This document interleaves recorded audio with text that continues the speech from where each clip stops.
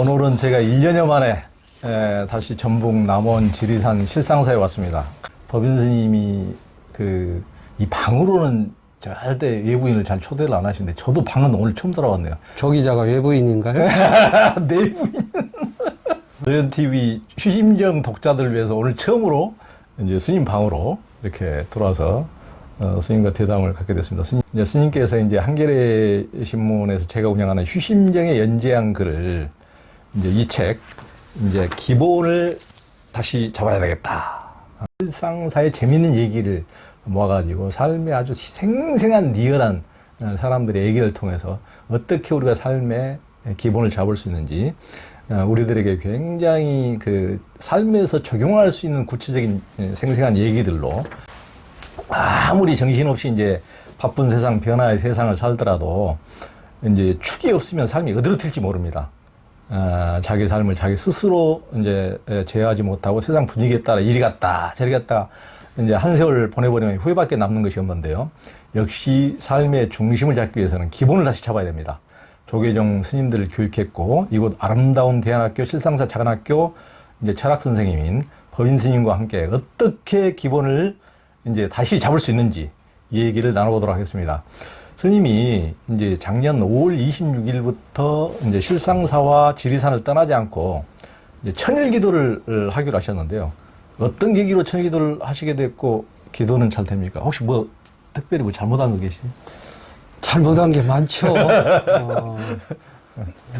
늘 보면은 잘못한 거 투성이고 또 허점 투성이고. 제가 중학교 3학년 때 출가를 했는데 작년에 책을 낼 때 보니까 프로필에 출가 46년째라고 그러더라고요. 그래서 처음으로 이게 출가하는데 올해 그러니까 47년이 되죠.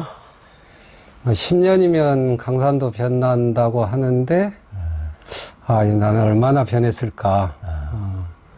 나는 변하지 않고 정체되어 있지 않나 이런 생각도 많이 해요. 예전에 저 법정스님 법정스님이 늘 우리들에게 하신 말씀이 있거든요. 중은 낮잠을 자더라도 일단 산중에서 3년 동안은 푹 그냥 가라앉아야 된다.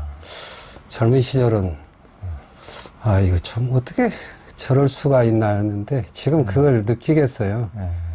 이게 활동을 하고 여러 가지 활동을 하더라도 생명체라는 게 활동도 하게 되고 또 멈춤도 있어야 되거든요. 그래서 멈춤이 지금은 좀 필요하지 않을까. 그래서 일단은 하나의 규칙이 밖으로 좀 지리산 밖을 벗어나지 말자. 그래서 여기에서 좀 더 탐구하고 진중해지자. 좀 이제는 좀 진중하게 철 좀 들자.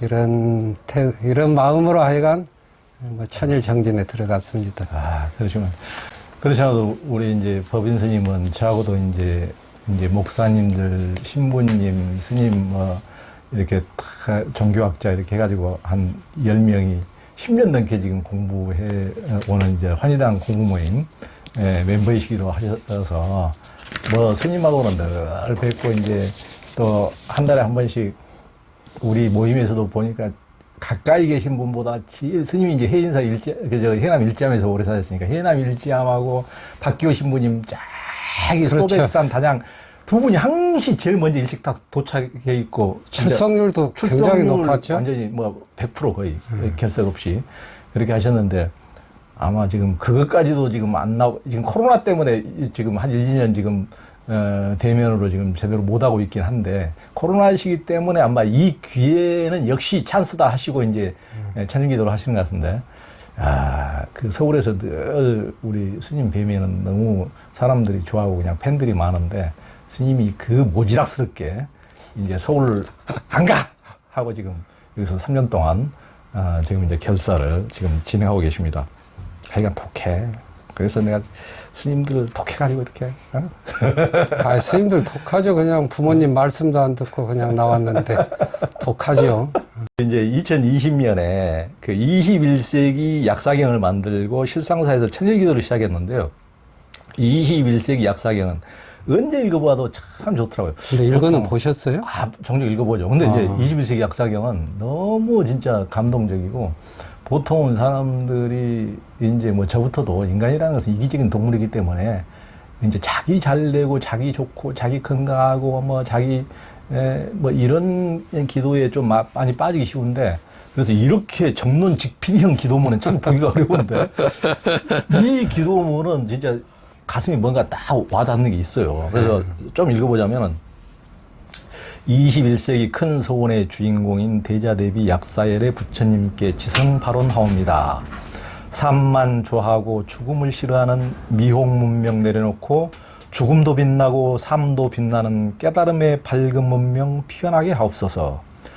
젊음만을 좋아하고 늙어감을 싫어하는 미혹문명 내려놓고 늙음도 빛나고 젊음도 빛나는 깨달음의 밝은 문명 피어나게 하옵소서. 다음은 제가 해볼까요? 아, 그러십시오. 남성만을 존중하고 여성들을 비하하는 미혹 문명 내려놓고 여성도 빛나고 남성도 빛나는 깨달음의 밝은 문명 피어나게 하옵소서. 인간만을 사랑하고 자연 환경 괴롭히는 미혹 문명 내려놓고 자연도 빛나고 인간도 빛나는 깨달음의 밝은 문명 피어나게 하옵소서. 그러니까 21세 약사경은 읽으면 읽을수록 뭔가 찡하는 게 있더라고요. 우리 어떤 문명, 천안 문명의 하나의 큰 좌표를 조목조목 한번 제시해 봤습니다. 그러니까요. 이 21세기 이제 약사경이라는 게 자기만 잘 되게 해달라고 복을 비는 기복기도하고는 이제 전혀 다른 이제 미혹 문명을 떨치고 나와 세상을 동시에 살리는 어떤 이런 이제 기도문인데요. 이 이제 천일기도를 이거 하면서 좀 영험이 좀 있습니까? 영험이요? 늘 있습니다. 아, 그래. 무슨 영험이 있습니까? 엄청난 영험이죠, 그냥. 약사열의 부처님이란 그야말로 의사붓다이거든요. 그렇죠. 의사붓다. 중생이 병들어 있잖아요. 예. 근데 몸의 병도 참 힘들지만은 마음의 병이라는 건 얼마나 힘들어요, 그냥. 예. 남하고 비교하고 해서 그냥 소외감을 느낀다든가 경쟁 관계 속에서 질주하는 참 경쟁 관계에서 소외되면은 탈락되면 또 거기서 나오는 참 괴로움들 또 마음의 병뿐이겠어요. 우리 사회가 또 집단 병리 현상이 심하잖아요. 그래서 몸도 병들고 마음도 병들고 사회도 병드는 이런 병들을 이제 치유하는 부처님이 약사열의 부처님이잖아요. 근데 그 중에서 마음의 병 참 힘들죠. 근데 이렇게 약사경을 읽어가면서 나를 성찰하고 마음의 병 속에 시끄러움을 다 내려놓고 그러니까 시끄러움이 내려놓은 자리는 고요한 평화잖아요. 고요한 평화만큼 영험이고 복이 어디 있나요? 그렇죠. 그러니까 우리 그 한의당의 이정배 목사님도 최고의 신비와 기적은 바로 매 순간 삶에서 일어난다고 그런 걸 강조하시더라고요. 그런 면에서 약사경을 읽어서 뭐 돈이 벌고 그냥 진급이 되고가 아니라 그 자리에서 어떤 마음의 평화, 마음의 자유 이걸 느끼는 것이 최고의 영험이죠. 우리 법인 스님 어린 시절 우체부 어린 시절 이제 집배원, 이제 집배원이나 이제 학교 선생님이 되고 싶으셨다고 늘 그러셨는데 지금 실상사 작은 학교 철학 선생님이 되어서 소원풀이를 이제 하셨는데요. 비록 월급 없는 교사지만은 비정규직. 아 그리고 인문학 교사이기도 한데 올해부터 작은 학교 이사장이 됐습니다. 아 그랬어요? 예. 아 스님 또 출세를 이렇게 아니, 그러니까 약사열의 기도를 하니까 출세도 이런 관운도 따르더라고요. 관운이 따르구나. 야, 그러시고 하죠. 이 실상사 작은 학교는 스님께서 지금 이사장 맡으셨다는 작은 학교는 22년 된 중고등 과정이 이제 대안학교인데요. 저는 이제 실상사 작은 학교도 제가 뭐 수십 년 생길 때부터 이제 늘 다녀봤지만 옛날에 컨테이너 박스로 시작할 때부터 다녀봤지만 실상사에 있었어요. 그렇죠. 그때 참 선생님과 아이들 살아가는 모습을 보면 절로 기쁨이 샘솟습니다. 얼마나 이쁘게들 사는지. 이제 스님이 철학과목 교재로 선택한 게 나의 동양 고전 독법이란 부제가 붙은 신영복 선생님의 강의인데요. 신영복 선생님은 예전에 이제 우리 환희당, 신영복 선생님 돌아가시기 직전에 우리 환희당 한 10명 우리 모임에 또 돌아가시기 불과 얼마 전에 초청해가지고 우리가 또 강의도 같이 앉아서 들었잖아요. 그때 자기가 이제 감옥에서 이제 다른 데서 잘 얘기 안 한 리얼한 얘기 이런 얘기를 잠깐 우리하고 하면서 선생님도 너무 좋아하셨는데 이제 그런 이제 고전 인문학 강의는 대학생들도 보통 어려워하기 마련인데 이 고등학교 지금 과정의 얘들한테 가르치는데 얘들이 좀 소화하나요? 대학생들이 신영복 선생님 강의가 어렵다고 하는 것은 반성해야 됩니다. 생각 않고 살고 있기 때문에 그게 어렵다는 거죠. 근데 우리 작은 학교 학생들, 해보면 한 70% 이해하고 공감하거든요. 생각하고 살고 있기 때문에. 그리고, 평소에 생각과 생활 습관, 가치관이 오염되지 않았기 때문에 이해가 돼요. 예를 들어서 이제, 공부하면서 신영복 선생 강의에서 어느 문장이 나를 사로잡았는가 이런 걸로 이제 공부를 해봤거든요. 근데 저하고 많이 일치가 일어나는데 그 중에 사랑하지 않고 안다고 하는 것은 거짓입니다. 우리는 사랑할 때 비로소 알게 됩니다. 이 문장을 애들이 거의 이해하고 공감하고 그걸 또 잘 경험 사례로 설명을 하더라고요. 이쯤 되면은 뭐 인문학 고수들이죠. 물론 이제 선생이 훌륭한 면도 있기는 해요.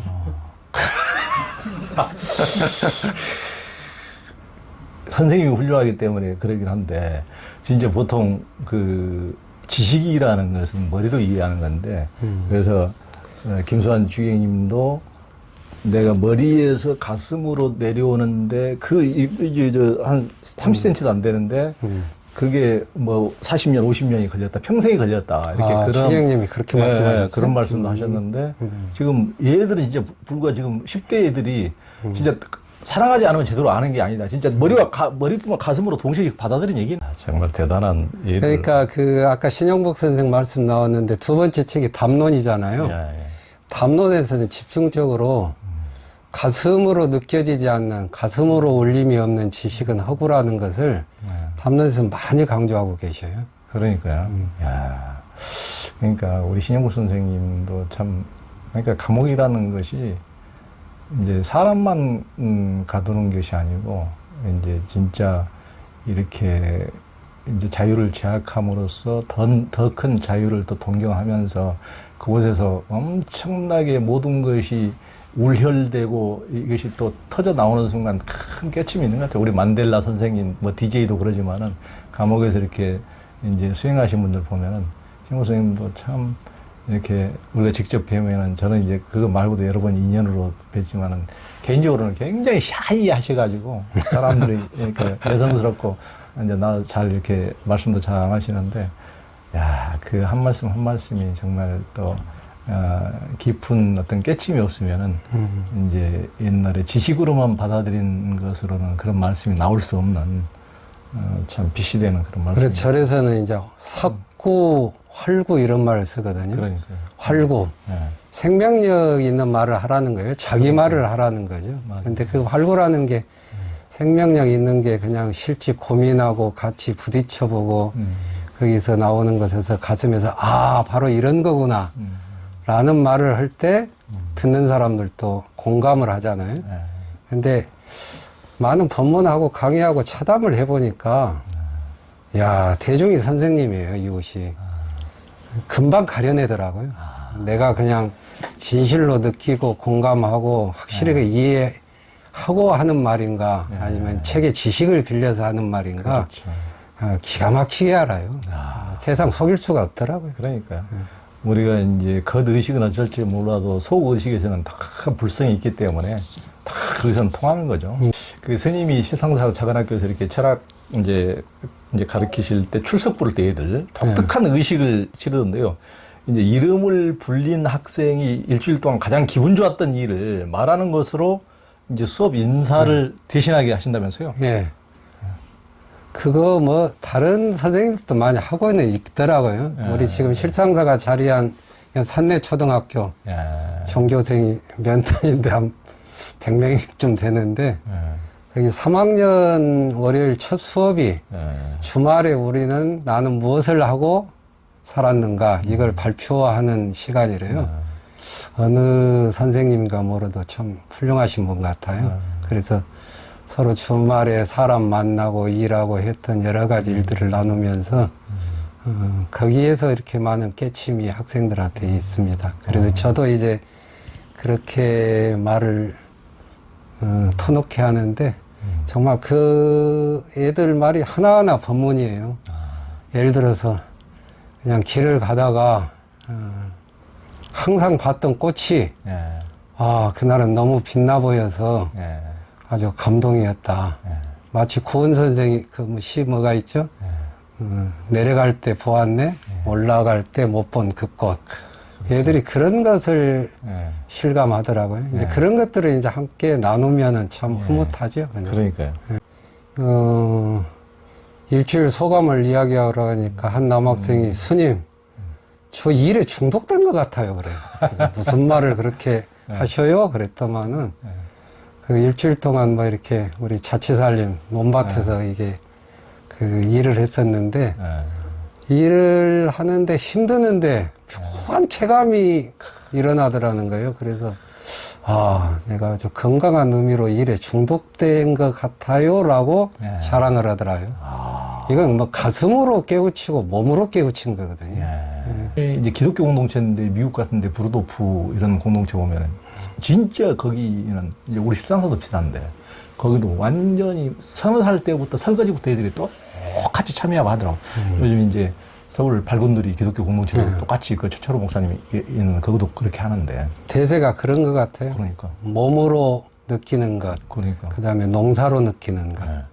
근데 이제 처음부터 잘 되는 건 아니고 중학교 1, 2학년 때는 그냥 싸우고 있어요. 하기도 싫고 그냥 이게 가치는 알겠는데 이제 몸이 길들여지지 않는데 마침 우리 그 시무도 있잖아요. 벽화 보면은 그냥 소 고삐를 잡고 그냥 끌고 소는 끌려가지 않으려고.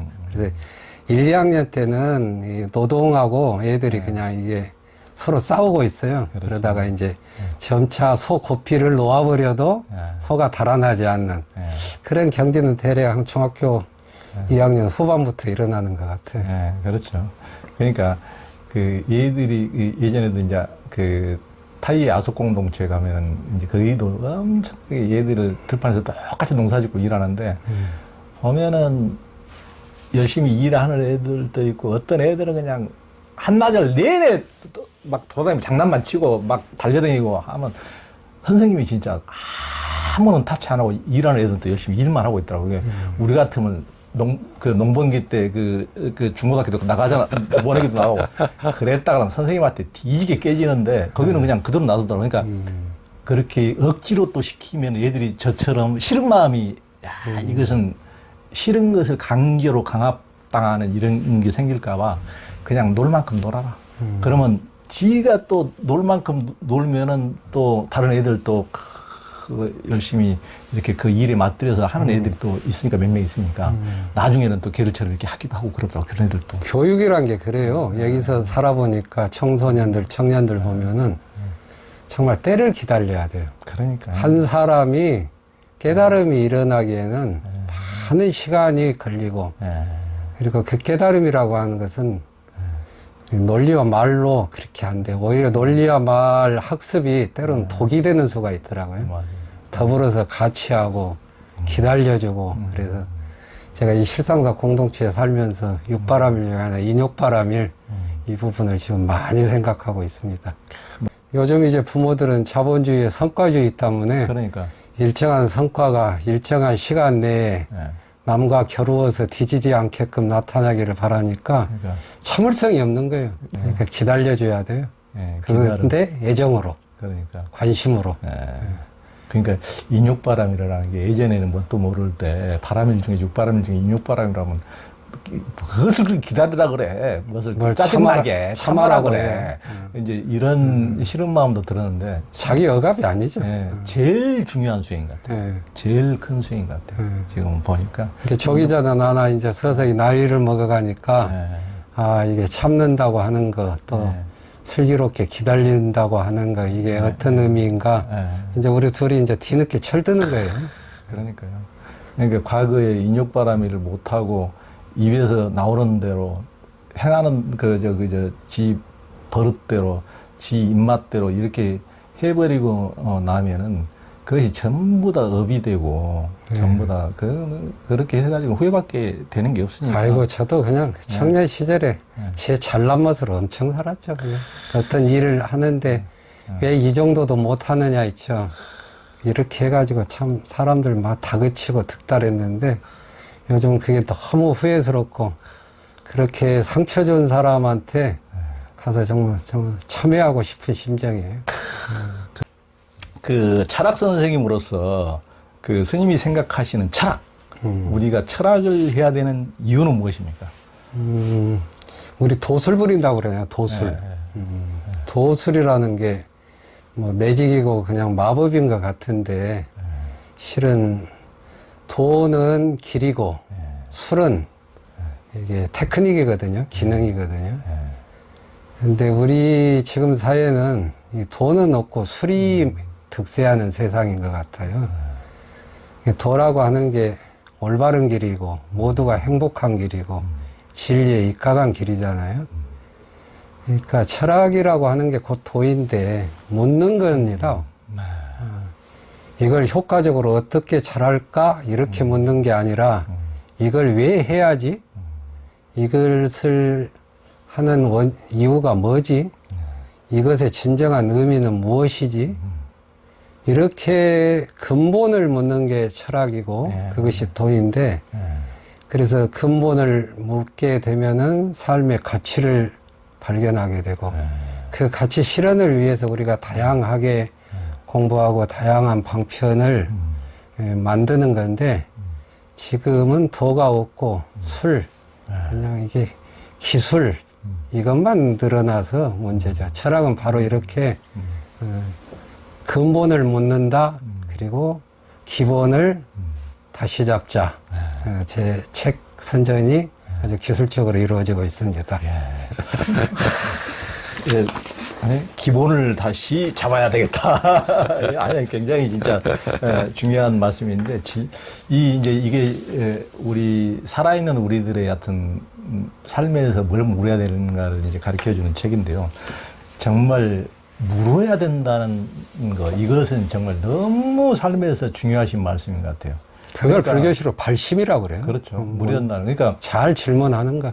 그러니까 우리가 지금 뭐 실상서 주변에도 논밭도 많고 온갖 자연 이제 식물들, 꽃들 이런 뭐 실생활 주변에 자연물들이 많은데 이제 천지에 다 아름다운 꽃이 피고 그 곡물들이 열매를 맺어도 어떤 한 식물은 지 스스로 개화되지 않으면 지 스스로 줄기의 끝에까지 수분을 공급하거나 제대로 영양분을 공급하거나 지 스스로 안 되면 그놈 하나는 아무것도 맺지도 못할 수가 있거든요. 그래서 이 세상에 깨달음이 없는 것이 아니고 천지 자연은 이미 깨달아 있는데도 내 스스로 묻지 않고 내 스스로 답을 얻지 못하면은 그것은 천지의 깨달음이 나에게는 아무 쓸모가 없는 거예요. 그런 말이 그래서 나오잖아요. 도는 나를 멀리하지 않는데 내가 도를 멀리하는구나. 그렇죠. 인간이 그렇게 보면 정말 바보 멍충이죠. 그러니까 도가 여기에 있는데. 그러니까 물어야 됩니다. 스스로 물어야 되고 굉장히 중요한 삶에서 출발점인 것 같아요. 그래서 이미 이렇게 부처님처럼 위대하신 분이 나와가지고 다 있는데 가르쳐 준 대로 그냥 그 불경책에 다 나와 있는데 도대체 뭐 물을 게 뭐 있지 한때는 그렇게 멍청한 생각을 저도 한 적이 있는데 묻지 않으면 천하의 진귀한 법에 아무 소용이 없어요. 불경이 나하고는 아무 관계가 없는 거예요. 내가 물어서 내 스스로 해답을 얻기 전에는 그래야 부처님 말씀이 내 가슴으로 드디어 이제 살아나는 것이지. 그래서 이제 어느 종교든지 어느 사상이든지 두 가지 축이에요. 이 해석이 중요하거든요. 부처님의 말씀이 교리가 있고, 근데 교리를 그대로 그냥 받아들이고 비판도 하지 않고 이걸 조목조목 곱씹어보지 않는다면은 그건 이게 박물관 불교거든요. 그렇죠. 그러면 그 교리를 시대에 맞게끔 나에게 맞게끔 이걸 끊임없이 다양한 관점으로 해석해야 되거든요.